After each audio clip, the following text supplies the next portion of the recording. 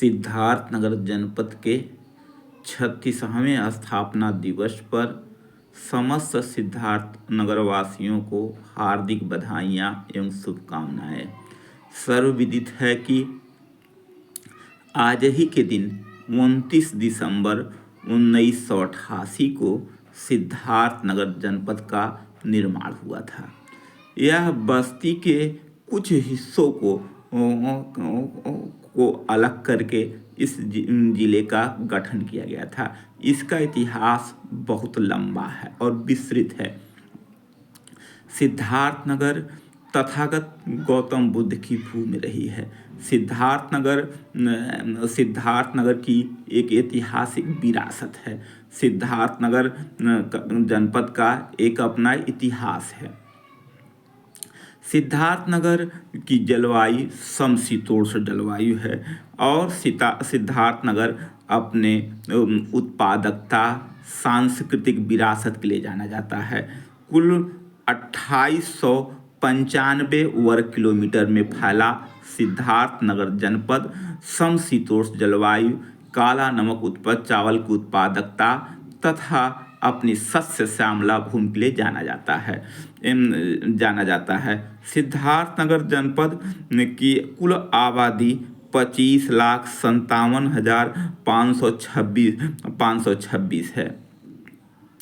यहाँ का जनघनत्व 880 व्यक्ति प्रति वर्ग किलोमीटर है और यहाँ का लिंगानुपात 1000 पुरुषों पर 976 महिलाएं हैं और यहाँ की साक्षरता 59.2% है।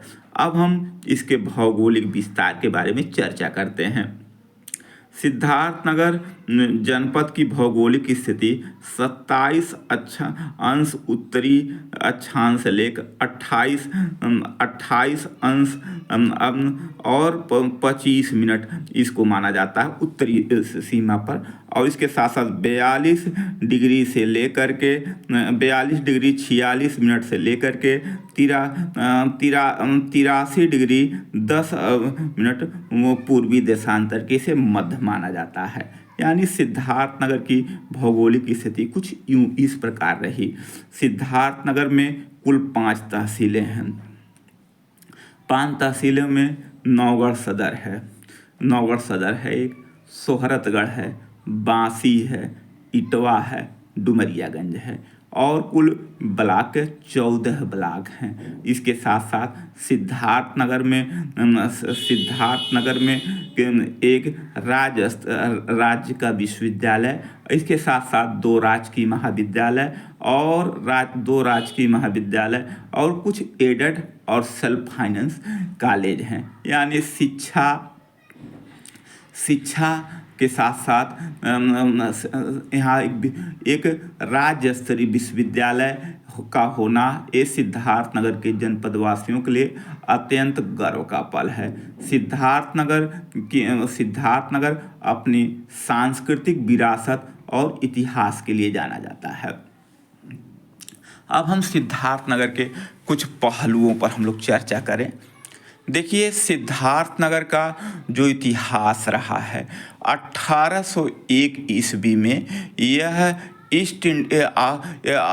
यह भूभाग अवध के भूभाग के तहत रहा है और ईस्ट इंडिया कंपनी ने 1801 ईस्वी में इसे प्राप्त किया था।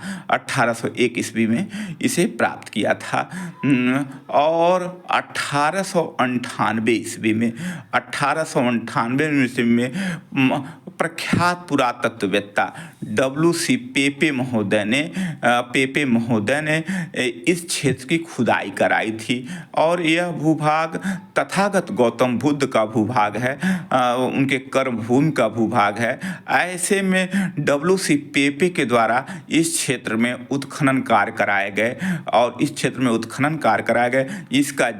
इसका प्रकाशन 1898 में एशियाटिक सोसाइटी ऑफ लंदन से प्रकाशित होने वाले अखबार में इसे प्रकाशित किया गया था। इसकी रिपोर्ट को दबा दिया जाता है। पुनः 1973-74 ईस्वी में प्रोफेसर KM श्रीवास्तव के द्वारा इस क्षेत्र की खुदाई होती है और इससे इसका प्रमाण निर्माण होता है, यह गौतम बुद्ध और उनके परिजनों के लिए यह भूभाग माने उनके इस भूभाग पर अपना पूरा अधिकांश समय वहाँ पर उन्होंने बिताया, इसकी पुष्टि होती है, यानी इसकी एक कर्म भूमि रही।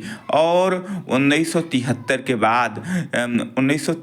बाद यहाँ के कुछ सामाजिक कार्यकर्ताओं, राजनीतिज्ञों ने इस जनपद की मांग के लिए आंदोलन किया और एक लंबे संघर्ष के बाद, एक लंबे परिणाम के बाद अंततः 29 दिसंबर 1988 को सिद्धार्थनगर जनपद की स्थापना होती है।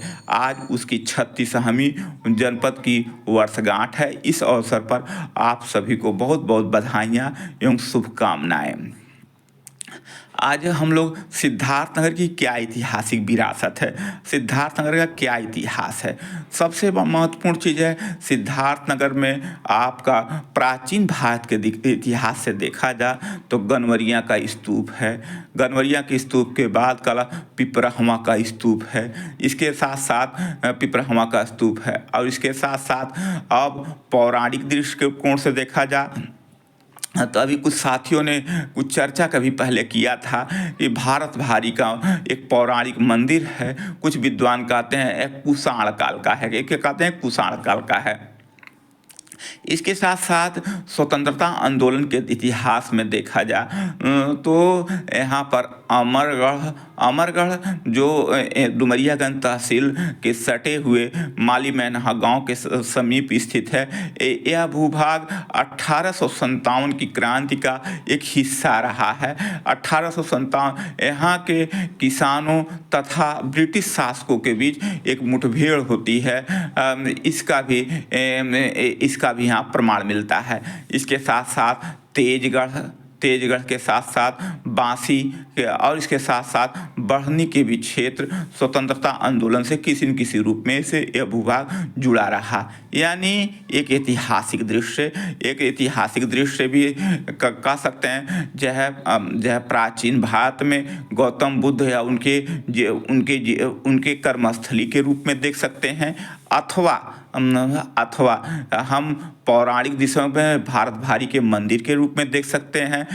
और मध्यकाल के क्षेत्र में चूँकि इसी सिद्धार्थनगर के सीमा से सटे कुछ दूरी पर स्थित बहराइच है। बहराइच की जो भूमि है, महान सूफी संत गाजी सलार मियाँ की मजार के लिए जाना जाता है और वहाँ से भी कुछ सूफी आंदोलन का इस क्षेत्र में प्रभाव कुछ परिलक्षित होता है। सूफी आंदोलन का इस क्षेत्र में प्रभाव परिलक्षित होता है। यानी मध्यकाल में भक्ति अथवा सूफी आंदोलन के केंद्र के रूप में केंद्र के प्रभाव के रूप में भी देख सकते हैं। जहाँ तक आधुनिक भारत की बात है, वहाँ पर स्वतंत्रता आंदोलन में अमरगढ़, तेजगढ़ और बढ़नी के स्वतंत्रता संघर्ष में इतिहास की भूमिका के बारे में हम इसका एक नज़रिए से हम मूल्यांकन कर सकते हैं, इसको देख सकते हैं। सिद्धार्थनगर जनपद का और सिद्धार्थनगर की जो भूमि है अपने उत्पादकता के लिए जानी जाती है। यहाँ पर बाणगंगा तथा राप्ती नदियों का एक संचित भूभाग अपने चावल के उत्पादन के साथ, चावल गेहूं के साथ साथ अन्य फसलों के उत्पादन के लिए जाना जाता है। बर्डपुर का जो क्षेत्र है पूरे विश्व में प्रसिद्ध काला नमक चावल के उत्पादन के लिए जाना जाता है। यानी सिद्धार्थनगर की भूमि एक उत्पादकता के दृश्य और सांस्कृतिक और ऐतिहासिक विरासत की नज़रिए से, गौतम बुद्ध की कर्म भूमि के नज़रिए से यह अपने आप में अद्भुत और अद्वितीय है, जहाँ पर पर्यटन और विकास की संभावनाएं अपार हैं। आज 36वां जनपद की स्थापना दिवस है, 36वां जनपद की स्थापना दिवस है। इस अवसर पर सभी जनपदवासियों को बहुत बहुत बधाइयाँ और शुभकामनाएं। देखिए कुछ और इतिहास है। लॉर्ड हेस्टिंग्स के समय आंग्ल नेपाल युद्ध जो होता है और उस युद्ध के बाद 1816 ईस्वी में सुगौली की संधि होती है और सुगौली की संधि के बाद ये कंपनी का जो विस्तार जो अवध के भूभाग से यह प्राप्त है, इसका विस्तार हिमालय के पर्वत तक हो जाता है, हिमालय पर्वत तक ले हो जाता है। यानी कह सकते हैं जिस सिद्धार्थनगर की हम बात करते हैं, प्रारंभ में यह अवध का भूभाग रहा। 1801 ईस्वी में कंपनी ने इसे खरीदा, कंपनी पर इस पर नियंत्रण हुआ। इसके साथ साथ 1897-98 में WC पेपे महोदय के द्वारा इस क्षेत्र की खुदाई होती है और खुदाई के बाद इसके जो रिपोर्ट होती है एशियाटिक सोसाइटी ऑफ इंग्लैंड के जर्नल्स में से प्रकाशित होता है और फिर इसकी रिपोर्ट को दबा दिया जाता है। 1973 में प्रोफेसर कृष्णमोहन श्रीवास्तव जी के द्वारा इस क्षेत्र की पुनः खुदाई हुई, जिसके प्रमाण मिला गौतम बुद्ध और उनके परिजनों की एक कर्म भूमि रही है।